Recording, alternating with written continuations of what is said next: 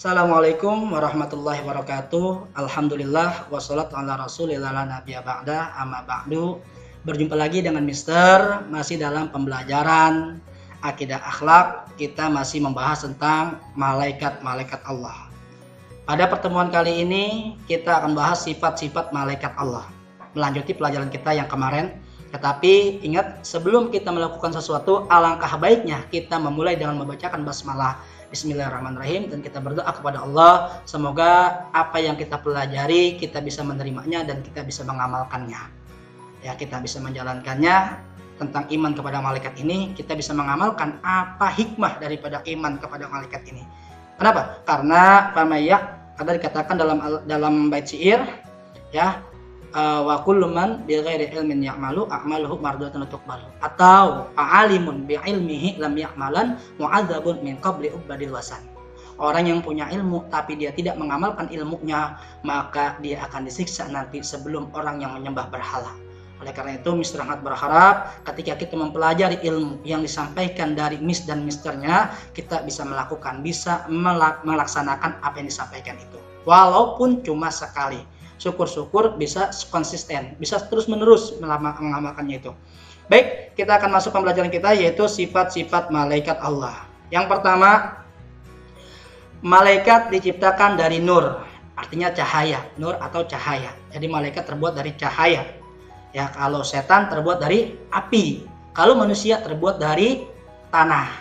Tuh ya, jadi manusia terbuat dari tanah, malaikat terbuat dari cahaya, setan dari api.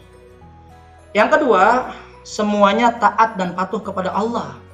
Ya, pada pertemuan yang lalu Mister sudah bilang bahwa malaikat adalah ibadun mukramun yaf'aluna ma tu'marun. Malaikat adalah hamba Allah yang mulia, yang mana mereka mengerjakan apa yang Allah perintahkan. Jadi malaikat nggak ada yang berbuat maksiat kepada Allah. Nggak kayak kita manusia. Dan juga kalau kita kan manusia sering mengingkari, sering berbuat apa Allah perintahkan sholat, ada aja yang nggak sholat. Tapi kalau malaikat enggak. Bahkan malaikat ada yang tugasnya sampai sekarang diperintahkan oleh Allah untuk sujud. Dia sujud aja. Dari awal diciptakan sampai nanti terjadinya hari kiamat, dia tetap masih dalam keadaan sujud kepada Allah. Itu malaikat. Ya, ada yang tugasnya manggul arus aja. Itu malaikat. Ya. Nah, yang ketiga, sifat malaikat tidak pernah ingkar dan berbuat yang tidak disenangkan oleh Allah. Ya, malaikat tuh nggak pernah melakukan keingkaran. Dia selalu mengerjakan apa yang Allah perintahkan tadi, yang bisa saya sampaikan juga. Yang keempat, hanya mengerjakan apa yang diperintah Allah. Tuh malaikat. Kalau Allah bilang A, ya A. Kalau Allah bilang B, ya B. Itu tugas malaikat. Nggak pernah mengingkari dengan perintahnya. Tuh. Kenapa? Karena malaikat tidak diberikan nafsu. Malaikat diberikan akal tapi tidak diberikan nafsu. Yang membuat orang itu, manusia itu, ciptaan Allah itu menyimpang dari ajaran Allah. Kenapa? Karena diberikan nafsu. Kayak kita manusia diberikan nafsu, coba ya, makanya nggak ada puas-puasnya. Kenapa? Karena nafsu itu yang membuat kita nggak puas dengan apa yang Allah berikan kepada kita.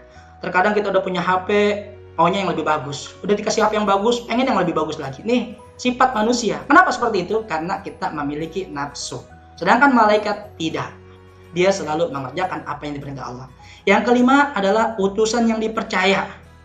Ya, malaikat utusan yang dipercaya. Kenapa? Karena malaikat menyampaikan apa yang disampaikan oleh Allah langsung, tanpa ada sedikit pun dikorupsi oleh malaikat. Kalau kita manusia enggak. Kadang-kadang disuruh sama orang tua pergi ya belanja, ya misalkan beli sesuatu dikasih uangnya 50.000, beli barangnya cuman 30.000, kita bilang 50.000. Ini kita manusia ya, kurang dipercaya. Kalau malaikat enggak. Apa yang dikatakan itu ya itu, enggak ada korupsi. Yang keenam, diciptakan Allah dengan tugas-tugas tertentu. Jadi malaikat tugasnya ada tugas-tugas masing-masing tugas. Ya, ada yang tadi misalnya bilang, ada yang sujud kepada Allah, tugasnya ada yang menyampaikan wahyu, ada yang menurunkan hujan. Tuh, kemarin kita udah bahas tentang tugas-tugas para malaikat. Banyak tugas-tugas malaikat. Yang ketujuh, tidak berjenis kelamin. Ingat nih ya, nggak boleh kita mengatakan malaikat itu laki-laki atau malaikat itu perempuan, nggak boleh. Karena apa? Karena malaikat tidak berjenis kelamin. Bahkan ulama ada yang mengatakan bahwa, kalau nggak salah Mister pernah baca, Syekh Sanusi, Imam Sanusi mengatakan bahwa kalau ada orang yang mengatakan malaikat berjenis kelamin, fahuwa kafirun, maka dia termasuk orang yang kafir. Nauzubillah. Makanya kita nggak boleh bilang malaikat itu laki-laki. Enggak, malaikat itu perempuan, nggak boleh. Malaikat nggak berjenis kelamin. Ya, sekalipun malaikat ada yang berubah bentuk berjenis kelamin laki-laki, yaitu bukan jenisnya, tapi berubah bentuknya. Ya, di awal sudah pernah bilang ya, dan sudah sampaikan bahwa malaikat itu bisa berubah-ubah, bisa berubah jadi manusia, bisa berubah jadi binatang, jadi apapun bisa malaikat. Ya. Yang kedelapan, tidak makan dan tidak minum. Nah, malaikat beda sama kita ya. Malaikat nggak makan nggak minum, kalau kita dikit-dikit makan dan minum. Ya, kita laparan mulu orangnya. Beda sama malaikat ya. Gitu. Yang kesembilan, tidak akan mati sebelum hari kiamat. Malaikat nggak akan mati sebelum hari kiamat. Kalau kita bisa jadi mati kapanpun, dimanapun kita bisa mati. Kita nggak tahu kematian kita kapan datangnya. Ya, kata Allah dikatakan bahwa innal mauta ya'ti baghtatan. Sesungguhnya mati itu datangnya tiba-tiba. Terkadang kita mengatakan bahwa saya sehat, besok bisa aja mati. Ada juga orang yang di rumah sakit berbulan-bulan, bahkan bertahun-tahun masih ada di rumah sakit tapi masih hidup. Kita yang kagak sakit, yang suka main segala macem, tiba-tiba mati. Itulah umur kita nggak tahu. Oleh karena itu, karena kita nggak tahu umur kita kapan kita akan wafat, kita akan mati. Oleh karena kita siapkan diri, ya, kita mempersiapkan diri kita sebelum datangnya kematian itu. Bagaimana cara menyiapkan dirinya? Kata Allah, fatazawwadu fa inna khairaz zadi taqwa. Berbekalah kalian, sepaling baik bekal untuk menuju akhirat adalah ketakwaan kita kepada Allah. Apa itu takwa? Imtisarul awamir wajtinabun nawahi. Menjalankan perintah Allah, menjauhi larangannya. Itu termasuk takwa. Oke.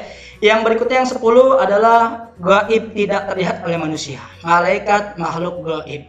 Kita manusia tidak bisa melihat malaikat. Kecuali malaikat berubah bentuk menjadi manusia, menjadi yang lainnya. Baru bisa dilihat oleh manusia.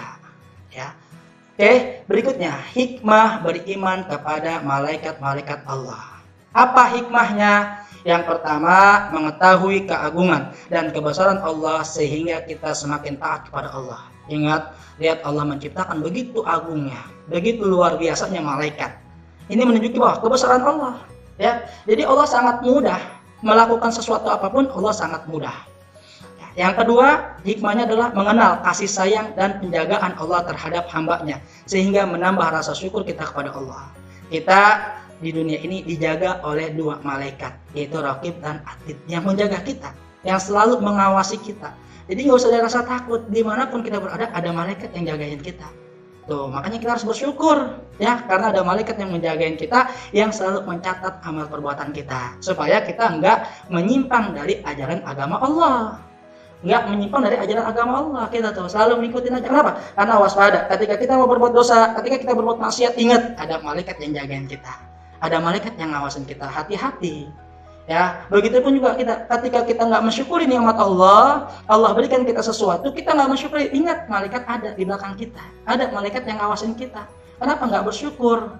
Ya, nikmat yang Allah berikan begitu luar biasa kepada kita, kenapa kita masih suka ngeluh?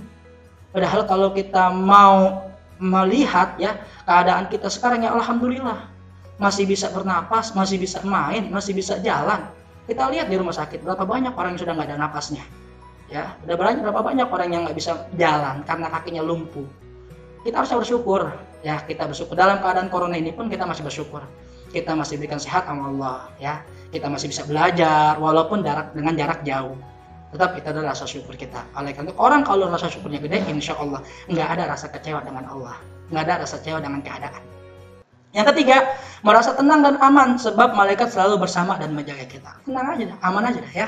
Kita nggak usah risau, nggak usah khawatir bahwa hidup kita telah diatur oleh Allah Subhanahu Wa Taala, telah dijaga oleh Allah Subhanahu Wa Taala. Kita tinggal menjalankan apa yang diperintahkan oleh Allah dengan sebaik-baiknya. Oke. Yang keempat, menjadi sabar, tegar, dan berani dalam memperjuangkan agama Allah. Sebab malaikat selalu membantu dan menolong kita. Ya, memperjuangkan agama Allah, menghidupkan agama Allah itu luar biasa perjuangannya. Ya, nggak mudah kita menyebarkan agama Allah, itu nggak mudah. Kita lihat aja Nabi kita Muhammad. Contoh Nabi kita Muhammad. Orang yang begitu dermawan, orang yang begitu ramah, orang yang begitu luar biasa sabarnya. Tapi tetap aja ada orang-orang yang nggak suka dengannya. Gitu, sama kita juga gitu. Ketika kita mau menjadi seorang pendakwah, ketika kita mau mengajak orang lain untuk berbuat baik, pasti ada orang yang tidak senang dengan kita. Itu luar biasa, itu udah suatu hal yang biasa. bagi seorang yang mengajak baik, tidak disenang dengan orang itu suatu luar biasa, suatu hal yang biasa. Nggak usah khawatir ya. Tapi ingat, kalau kita menolong agama Allah, Allah akan tolong kita. Ya, ada malaikat yang membantu dan menolong kita. Oleh karena itu, terus sebarkan kebaikan. Ajak teman-teman kita yang belum mau sholat. Ajak teman-teman kita yang masih nggak mau untuk mengaji. Ajak mereka. Ya, man dalla ala khairin falahu ajru misli fa'ilihi la yanqusu min ujri syai'un. Tuh kata Nabi, siapa orang yang mengajak orang lain berbuat kebaikan, dia akan mendapatkan pahala seperti orang itu melakukannya, tidak berkurang sedikit pun. Tapi ingat, bukan cuma ngajak, kita pun harus melakukannya. Yang kelima, selalu berusaha menghindari kepercayaan dan keyakinan yang menyesatkan. Kita berusaha jangan sampai kita mendapatkan keyakinan ajaran-ajaran yang sesat, ajaran-ajaran yang tidak diridai oleh Allah Subhanahu wa taala. Oke, mungkin cukup sekian dari Mister, kurang lebihnya mohon maaf. Semoga kita semua dalam lindungan Allah Subhanahu wa taala. Wabillahi taufiq wal hidayah, wassalamualaikum warahmatullahi wabarakatuh.